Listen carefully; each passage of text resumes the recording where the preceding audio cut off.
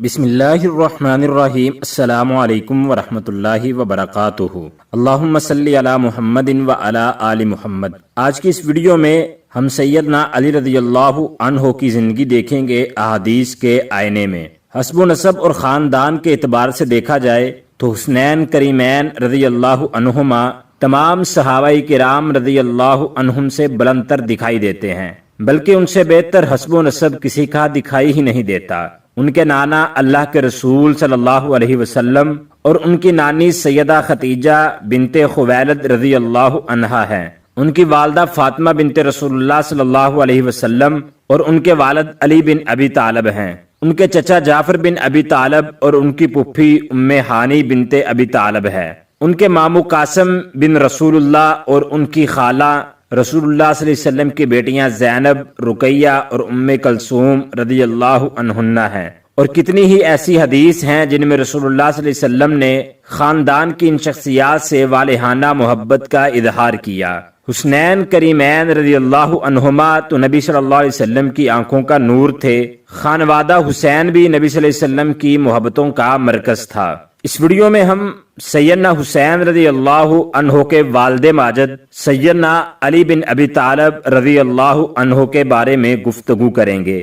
صحیح مسلم میں امام مسلم رحمہ اللہ حضرت علی رضی اللہ عنہ سے نبی صلی اللہ علیہ وسلم کا یہ فرمان نقل کرتے ہیں۔ حضرت علی رضی اللہ عنہ فرماتے ہیں، قسم ہے مجھے اس ذات کی جس نے دانے کو چیرا اور جس نے جانداروں کو پیدا کیا۔ رسول اللہ صلی اللہ علیہ وسلم نے مجھ سے وعدہ فرمایا تھا کہ مجھے علی رضی اللہ عنہ سے صرف مومن ہی محبت رکھے گا اور صرف منافق ہی مجھ سے بغض رکھے گا۔ نسائی کی روایت میں اس سے واضح بھی الفاظ موجود ہیں، اے علی رضی اللہ عنہ تجھ سے صرف مومن بندہ ہی محبت رکھے گا اور صرف منافق آدمی ہی تجھ سے بغض رکھے گا۔ امام مسلم نے اس روایت کو کتاب الایمان میں ذکر کیا ہے اور اس پر باب یہ قائم کیا ہے، جس کا مطلب ہے اس بات کی دلیل کہ انصار اور حضرت علی رضی اللہ عنہ کی محبت ایمان کا حصہ ہے۔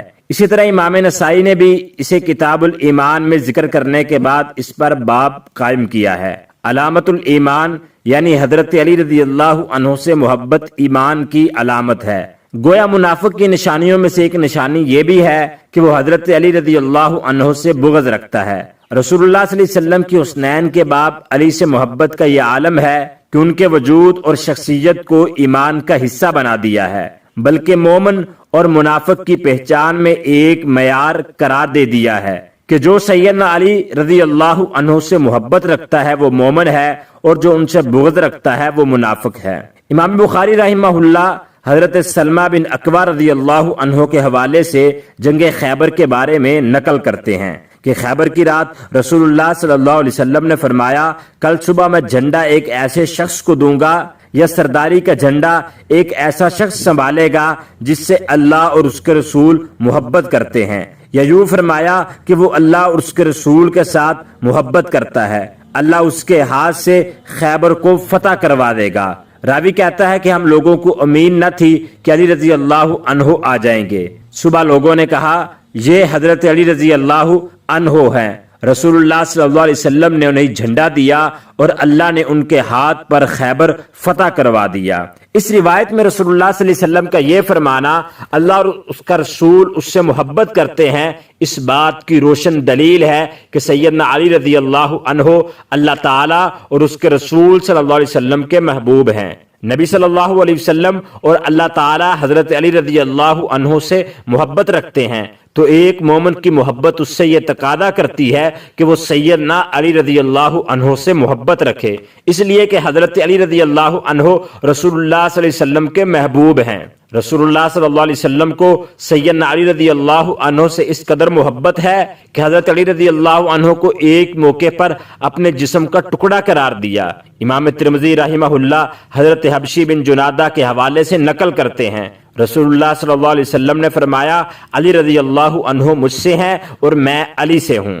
ان الفاظ میں کمال درجہ کی محبت کا اظہار ہے، یعنی میرا اور علی کا رشتہ انتہائی قربت کا ہے۔ ایسے محبت بھرا الفاظ نبی صلی اللہ علیہ وسلم نے اور بھی کئی انداز میں دہرائے ہیں۔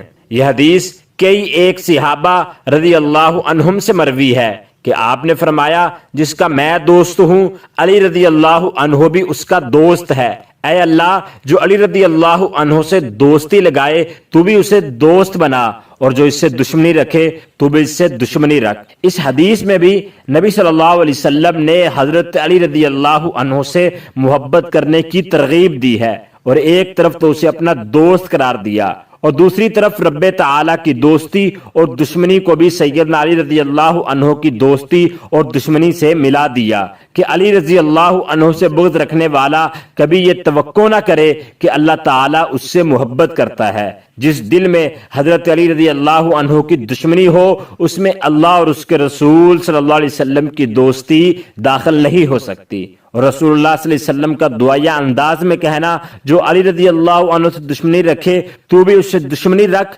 اس بات کا اشارہ ہے کہ حضرت علی رضی اللہ عنہ سے دشمنی رکھنا غضب الہی کو دعوت دینے کے مترادف ہے۔ سیدہ عائشہ رضی اللہ عنہا جو نبی صلی اللہ علیہ وسلم کی سب سے چہیتی بیوی، آپ کی رازدار اور آپ کی حرمت شناس تھی، فرماتی ہے کہ مردوں میں نبی صلی اللہ علیہ وسلم کو سب سے بڑھ کر محبوب حضرت علی رضی اللہ عنہ تھے۔ مشکات المصابیح میں یہ روایت موجود ہے۔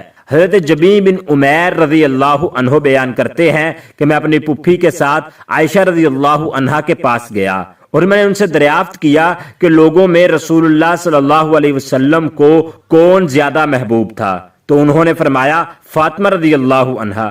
پھر سوال کیا گیا کہ مردوں میں سے کون زیادہ محبوب ہے، تو انہوں نے فرمایا فاطمہ رضی اللہ عنہ کے شوہر علی رضی اللہ عنہ۔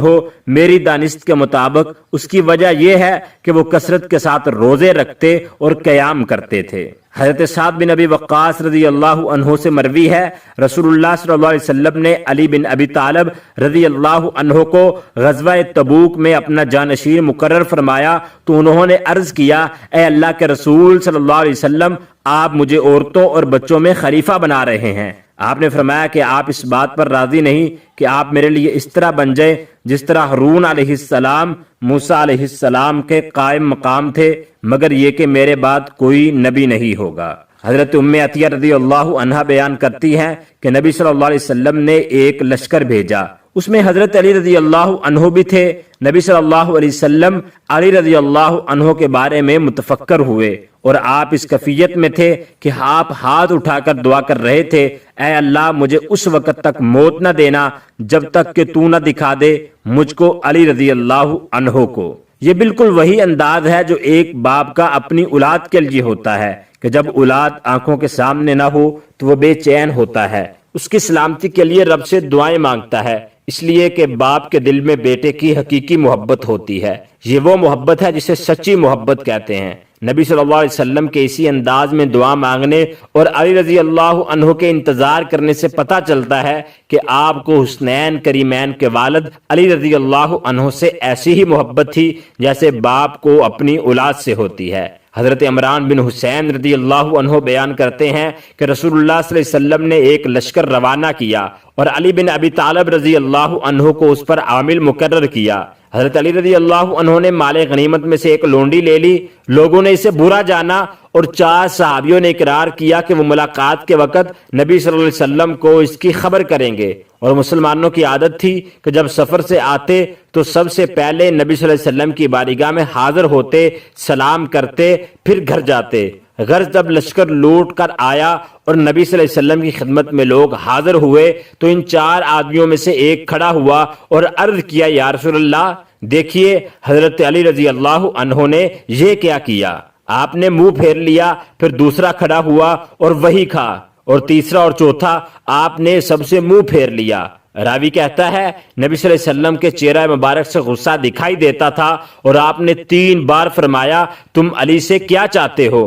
علی رضی اللہ عنہ مجھ سے ہے، میں علی سے ہوں، اور وہ میرے بعد ہر مومن کے دوست ہیں۔ نبی صلی اللہ علیہ وسلم نے حضرت علی رضی اللہ عنہ کے خلاف بات کرنے والے کو ناپسند کیا، بلکہ ان سے ناراض ہوئے اور معاملہ کی تفتیش کرنے کے بجائے یہ فرمایا علی رضی اللہ عنہ مجھ سے ہیں اور میں علی رضی اللہ عنہ سے ہوں۔ اس بات کی طرف اشارہ ہے کہ علی رضی اللہ عنہ نے جو کیا ٹھیک کیا ہے، انہوں نے کسی کا حق غصب نہیں کیا، بلکہ ان کی تو یہ صفت ہے کہ ہر مومن کے دوست ہیں، غور فرمائے، اعتراض کرنے والے صحابہ کرام تھے جو سب مومن اور جنتی لوگ تھے۔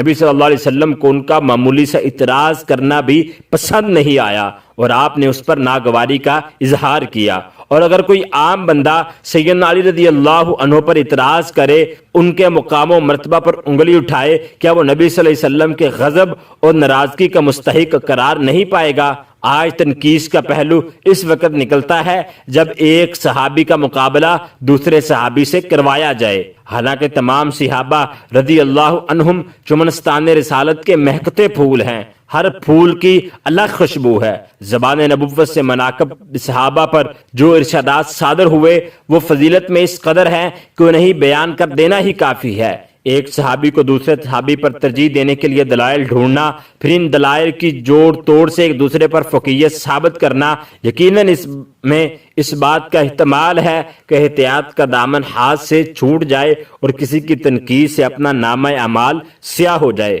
ماہر القادری نے کہا تھا، ہاشمی مطلبی سہر نبی زوج بطول، نسب و نام بتاتے ہیں کہ اعلیٰ ہے علی۔ مشورات فاروق اعظم نے کی ہے ان سے، واقف دین شریعت کے شناسہ ہے علی۔ وہ عبادت ہو، شجاعت ہو، فصاحت ہو کہ علم، واقعہ یہ ہے کہ ہر وصف میں یکتا ہے علی رضی اللہ عنہ۔